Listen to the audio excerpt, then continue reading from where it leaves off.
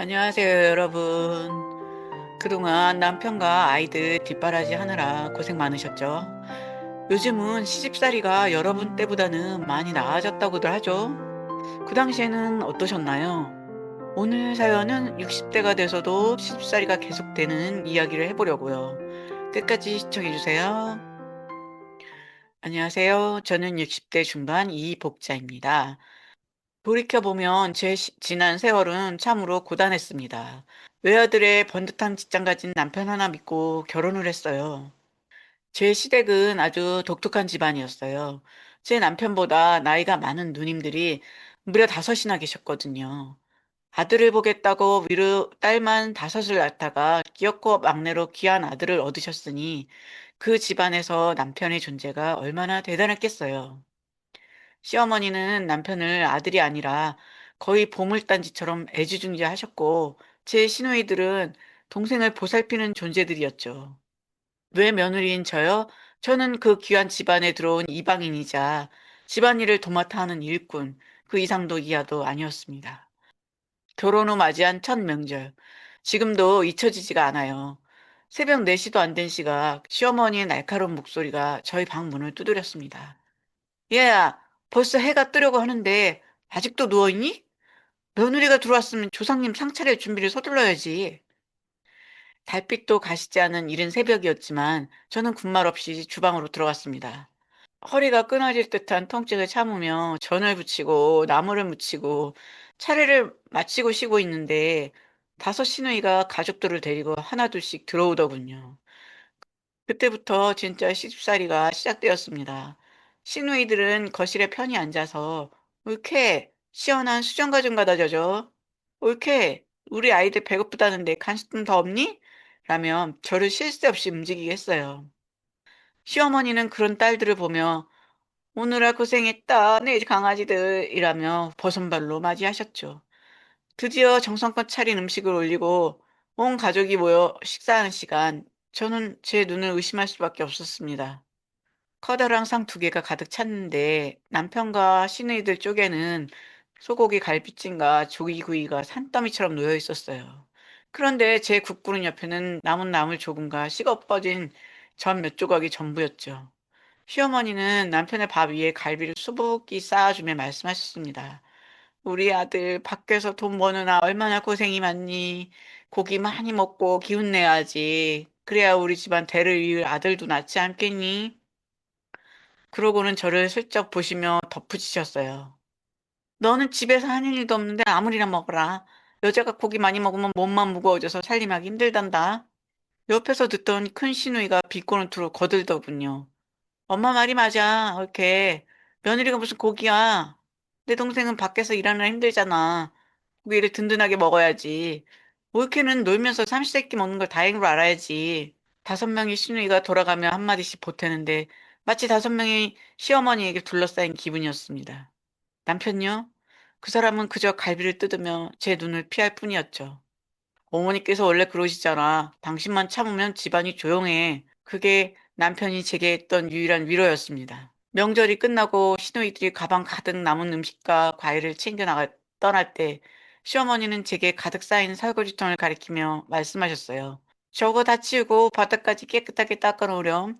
딸들은 손님이지만 며느리는 이 집 주인 아니니 주인이 마땅히 일을 해야지. 손등이 다 아프고 어리가 펴지지 않는 통증 속에서 저는 찬물에 손을 담그며 소리 없이 눈물을 삼켰습니다. 하지만 이건 정말 시작에 불과했습니다. 결혼하고 1년쯤 지났을까요? 제 뱃속에 첫 생명이 찾아왔습니다. 그 소식을 들은 시어머니는 평생 안 하시던 정화수까지 떠놓고 매일 아침 기도를 올리셨어요.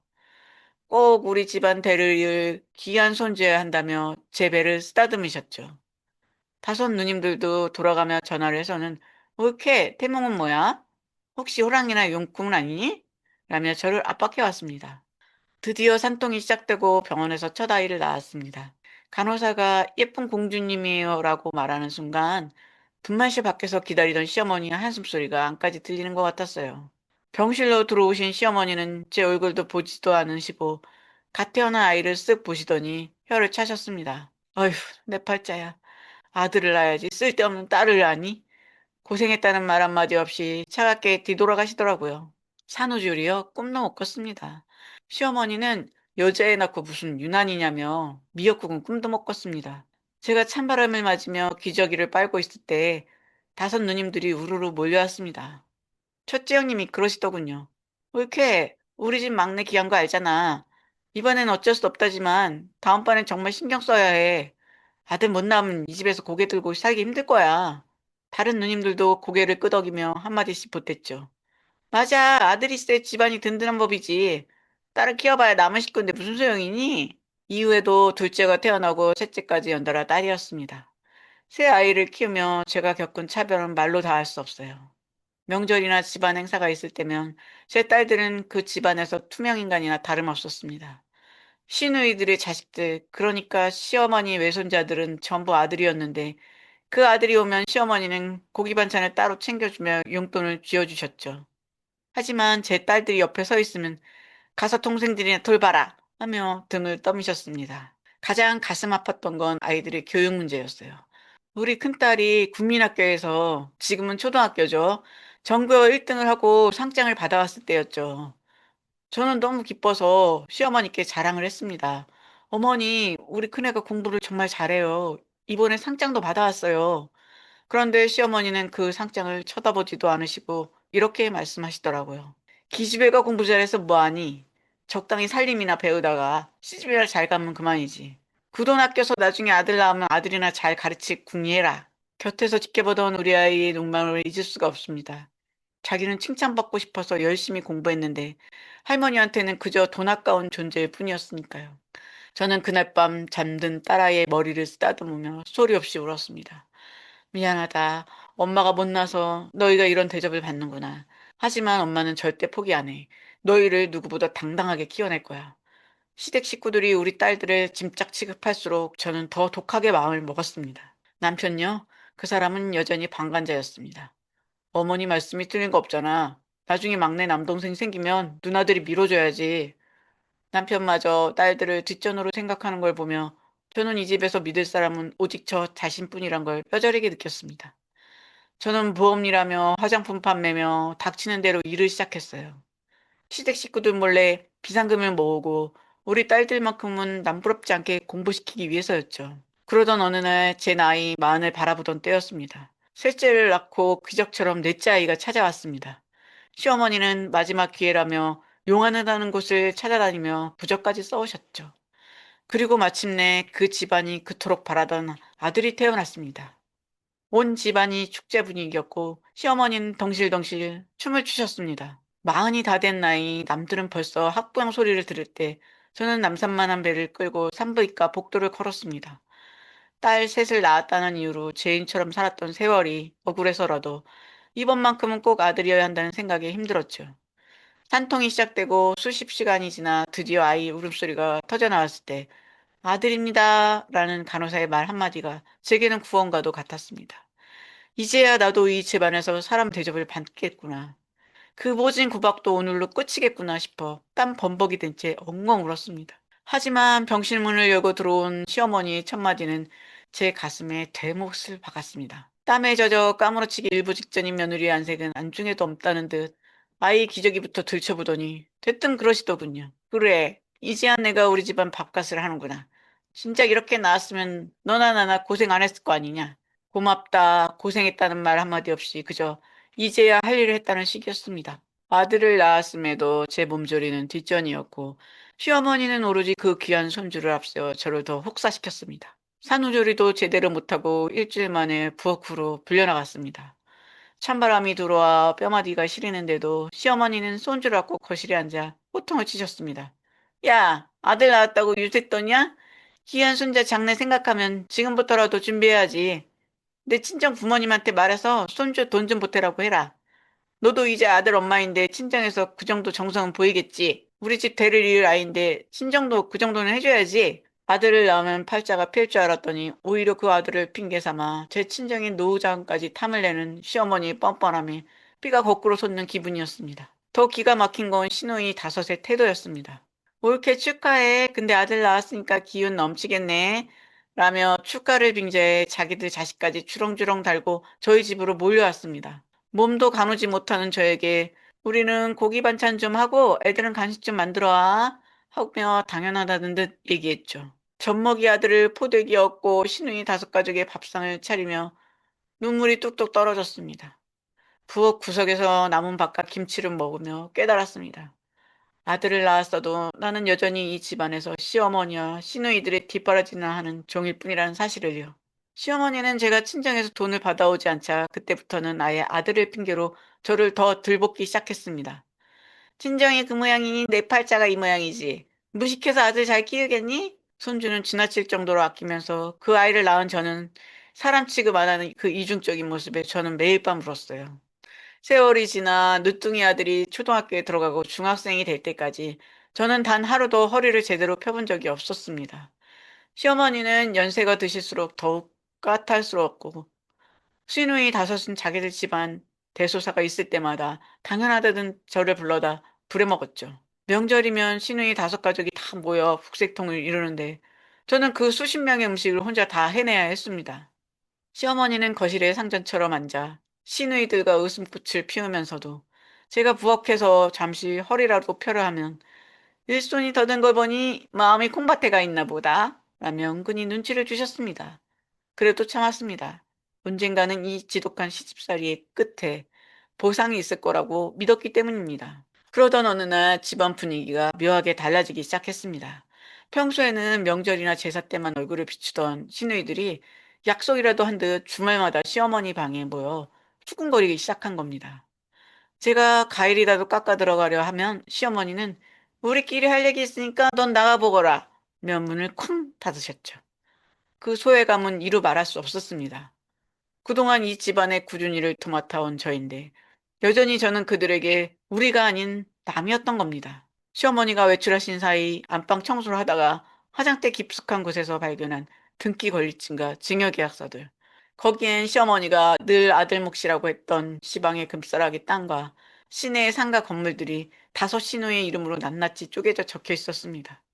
그 재산이 어떤 돈입니까? 제가 결혼할 때 친정에서 보내준 돈과 시댁에 들어와 고생하며 한 푼 두 푼 아껴서 불려준 시어머니의 노후와 제 자식들을 위한 돈인데 그 재산을 고생 한 번 안 하고 제 집 드나들 듯하며 저를 무시하던 시누이들에게 몽땅 넘겨주신 겁니다. 손이 덜덜 떨렸습니다. 외출해서 돌아오신 시어머니께 조심스럽게 여쭙습니다. 어머니, 시누이들한테 재산을 다 주셨다는 게 정말인가요? 저와 저희 애들은, 그리고 어머님 아들은요? 제 물음에 시어머니는 미안한 기색 하나 없이 오히려 뻔뻔하게 대꾸하셨습니다. 얘야, 너는 이미 우리 집안 대를 이을 아들을 낳지 않았니? 그게 여자 팔자의 가장 큰 복이고 재산이지. 뭘 더 바라니? 내 딸들은 시집가서 고생하는데 친정엄마가 이 정도는 해줘야지. 그동안 시댁을 위해서 고생하는 나는 뭔가요? 화가 치밀어 올랐습니다. 시누이들은 재산을 물려받자마자 태도가 돌변했습니다. 옳게 이제 엄마 재산 우리가 관리하기로 했으니까 앞으로는 생활비도 아껴서 써. 라며 오히려 제 살림을 간섭하고 나섰습니다. 시어머니는 그 옆에서 딸들의 편을 들며 마치 저를 무능한 사람 취급하며 입을 싹 닫으셨죠. 시어머니는 딸들이 자신을 끝까지 모실 거라 굳게 믿으며 기세등등 하셨지만 저는 알았습니다. 돈으로 산 효도는 그 돈이 바닥나는 순간 가장 먼저 썩어 문드러질 것이라는 사실을요. 그렇게 세월이 흘렀습니다. 제 머리칼은 어느새 희끗희끗해졌고 거울 속에는 고생의 흔적이 고스란히 남은 60대가 되어 있더군요. 하지만 그 모진 세월이 저를 무너뜨린 것만은 아니었습니다. 시어머니와 시누이들이 기집애라며 사람 취급도 안 하던 제 세 딸은 시어머니와 시어머니들이 보란 듯이 성공했습니다. 첫째 딸은 어린 시절 아파도 병원 한 번 마음 편히 못 가던 서러움을 가슴에 품고 공부에 매진하더니 결국 남들이 다 부러워하는 의사가 되었습니다.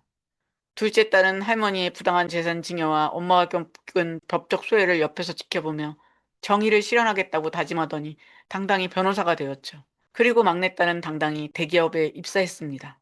시어머니가 딸들은 공부시켜봤자 남 좋은 일 시키는 것이라며 책상을 치료할 때마다 저는 밤새며 부업을 하고 친정의 머리를 숙여가며 아이들 뒷바라지를 했습니다. 이제는 감히 누구도 함부로 대할 수 없게 된 것입니다. 심지어 시어머니가 그렇게 애지중지하며 집안의 기둥이라 지켜 세웠던 늦둥이 아들 녀석마저도 할머니의 뜻과는 전혀 다른 길을 걸었습니다. 시어머니는 아들을 독점하며 저와 딸들로부터 떼어놓으려 했지만 아이는 할머니의 이기적인 사랑보다 엄마의 헌신과 누나들의 듬직한 모습을 보고 자랐습니다. 아들은 늘 제게 말합니다. 엄마, 할머니가 저를 예뻐하신 건 알지만 그 사랑이 엄마를 얼마나 아프게 했는지 다 알아요. 저는 이제 누나들과 함께 엄마만 행복하게 해드릴 거예요. 라고 말이죠.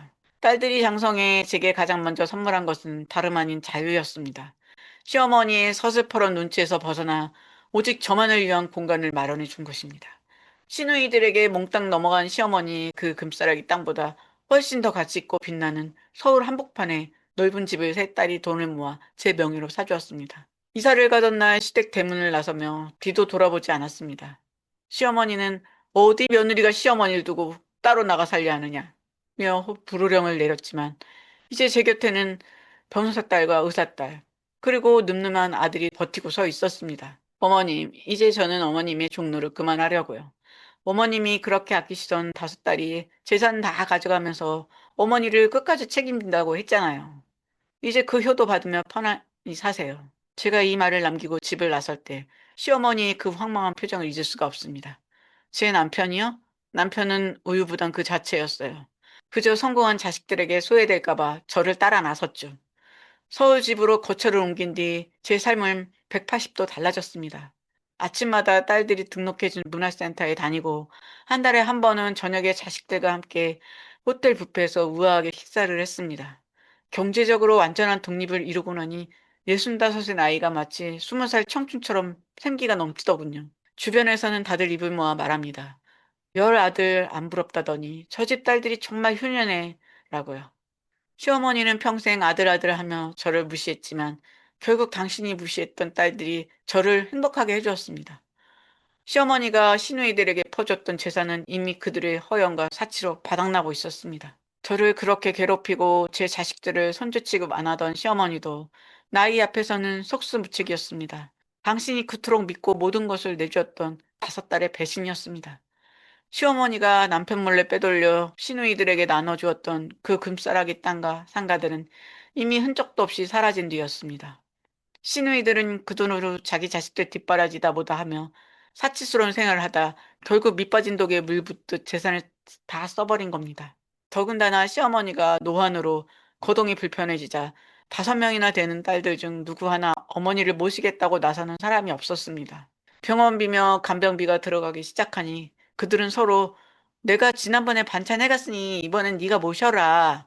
나는 애들 유학비 때문에 한 푼도 없다며 어머니를 서로 안 모시겠다고 하기 시작했어요. 급기야는 요양원 비용조차 서로 내지 않겠다고 하더니 하나둘씩 어머니의 전화를 수신 차단하고 연락을 끊어버리는 지경에 이르렀습니다. 평생을 내 새끼들 내 딸들 하며 며느리인 저를 투명인간 취급했던 시어머니는 외로운 신세가 되었습니다. 병원에서는 보호자가 연락되지 않는다며 저희 집으로 연락이 왔고 급기야는 연락을 끊었던 큰 시누이가 뻔뻔하게 제게 전화를 걸어왔습니다. 옳게 나야. 아니 엄마가 지금 위중하시다는데 옳게는 어쩜 그렇게 나 몰라라 해? 우리가 엄마 모시느라 고생한 건 알지? 지금은 우리도 사정이 너무 안 좋아서 그래. 엄마 재산은 우리가 다 썼으니까 이제는 하나뿐인 며느리가 모시는 게 맞지 않겠어? 그래도 명색이 이지만 며느리고 아들 낳아준 유세는 다 떨었으면서 이럴 때만 남인 척하면 쓰나. 좋은 집에서 잘 산다며? 그럼 엄마 모시는 게 도리 아니야? 당장 엄마 모시고 가. 수화기 너머로 들려오는 목소리에 헛웃음이 나왔습니다. 재산을 나눠 가질 때는 며느리는 남이라며 철저히 배제하더니 이제 돈 들어갈 일만 남으니 이 집안 며느리라는 명분을 들이대는 그 소름 돋는 뻔뻔함이라뇨. 저는 떨리는 목소리를 가다듬고 차분하게 대답했습니다. 형님, 잊으셨나 본데 어머님이 그러셨잖아요. 딸들은 고생하니까 재산 다 주시고 저는 아들 낳은 걸로 만족하라고요. 재산 나눠줄 때 형님들이 끝까지 책임진다고 하셨잖아요. 어머님이 그토록 사랑하시고 모든 걸 내어준 다섯 분이 알아서 하세요. 저는 이제 그 집안과 아무 상관없는 사람입니다. 전화를 끊고 나니 온몸에 힘이 풀리면서도 해방감이 밀려왔습니다. 시어머니는 평생을 딸들 편만 들며 저를 구박했지만 정작 당신의 마지막을 지켜야 할 사람들은 당신이 가장 사랑했던 사람들이 아니었습니다. 돈으로 산 효도가 얼마나 부질없는지, 그리고 사람을 차별하고 이용했던 대가가 얼마나 처절한지 시어머니는 이제 온몸으로 배우고 계셨던 겁니다. 어느 늦은 오후였습니다. 새 딸이 정성껏 마련해준 제 집 거실에서 따뜻한 차 한 잔을 마시며 음악을 듣고 있었죠. 그때 초인종 소리가 울렸습니다. 인터폰 화면을 확인한 순간 저는 제 눈을 의심했습니다. 화면 속에는 낡은 꽃무늬 가방 하나를 발치해둔 채 초라해진 어머니가 서 있었으니까요. 평생을 호령하며 저를 짓밟던 그 서슬퍼런 시어머니의 모습은 간대었고 비참한 노인의 모습뿐이었습니다. 저는 현관문으로 나가서 모른 척 얘기했어요. 누구세요? 제 차분한 목소리에 시어머니는 기다렸다는 듯 울먹이며 대답하셨습니다. 야, 애미야, 나다. 내 시어미다. 내가 갈 곳이 없어서 여기까지 왔다. 그래도 네가 내 며느리 아니냐. 같이 살자. 그동안 내가 잘못했다. 응? 제가 아들을 낳고 산후조리도 못한 채 부엌대기 노릇을 할 때 친정 가서 돈이나 받아오려던 그분이라고는 믿기지 않았어요.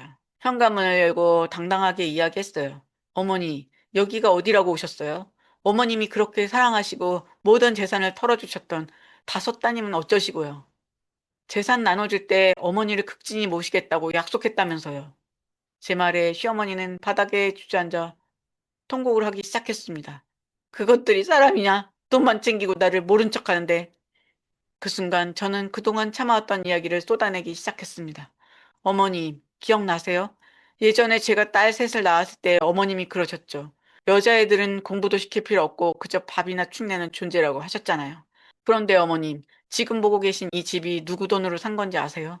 어머님이 가족 취급도 안 하셨던 제 딸들이 밤낮으로 일해서 저 노후 편하게 보내라고 마련해 준 집입니다. 잠시 정적이 흐른 뒤 저는 쐐기를 박았습니다. 이 집은 제 딸들이 고생해서 마련한 곳이에요.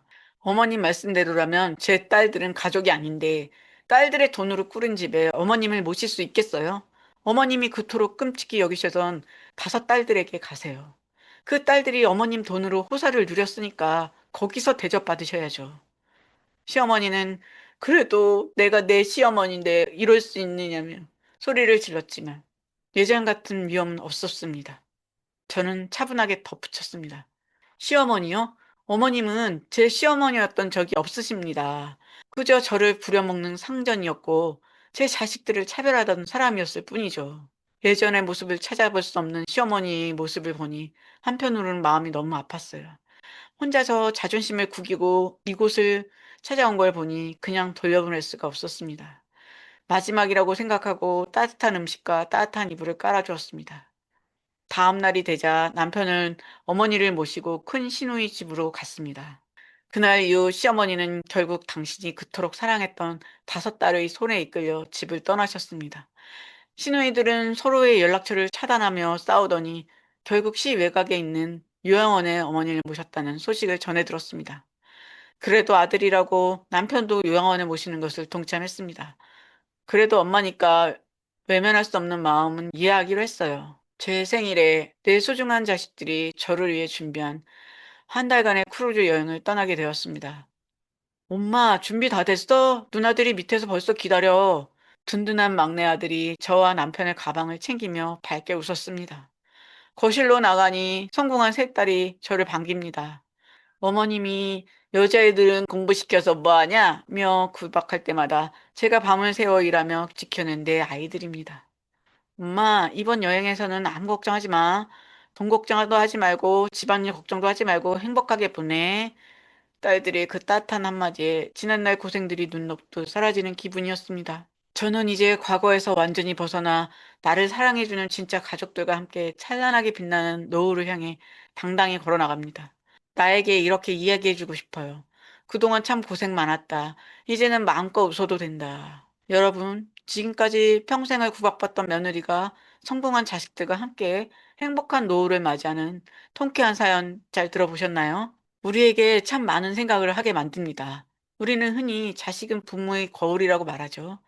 하지만 오늘 이야기를 보면 자식의 효도는 부모가 자식을 차별 없이 대하고 사랑으로 보듬었을 때 비로소 완성된다는 것을 알 수 있습니다.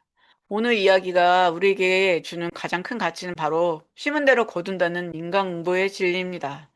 며느리를 진짜 가족으로 대했다면, 손녀들을 내 집안의 귀한 핏줄로 아꼈다면, 시어머니 노후는 아파트의 따뜻한 안방이었을지도 모릅니다.